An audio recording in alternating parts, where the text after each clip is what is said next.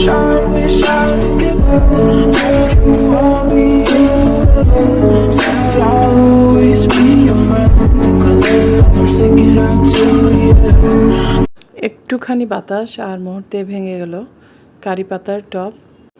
সকালে ছাদে গিয়ে দেখি এই অবস্থা, আমার কারি পাতা গাছ নিচে পড়ে আছে এবং টবটা ভেঙে গেছে। টব ভেঙেছে তো গাছ তো ভাঙেনি, আলহামদুলিল্লাহ গাছ ভালো আছে, তো এতে আমার শান্তি লাগছে। তো এখানে দেখছি আবার ফুলও এসেছে, কারি পাতার ফুলগুলো কিন্তু অনেক সুন্দর সাদা। তো কারি পাতা দেখতে যেমন সুন্দর, এটা কিন্তু পুষ্টিগুণও ভরপুর, খুবই উপকারী একটা গাছ।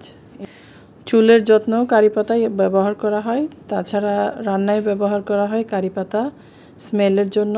এর ঘ্রাণ অনেকে পছন্দ করে, আবার অনেকে পছন্দ করে না। সকালে টবটা ভেঙেছে, আমি বিকেলে নতুন টবে রিপোর্টিং করে দিলাম।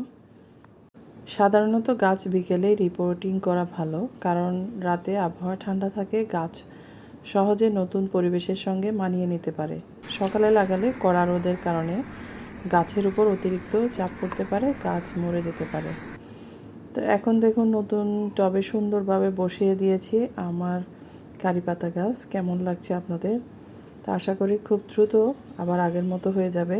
আর আমি এদিকে গাছ লাগানো শেষ করলাম, আর সূর্যের সোনালি আলো যেন পুরো বাগানটাকে অন্যরকম সৌন্দর্যে রাঙিয়ে দিয়েছে।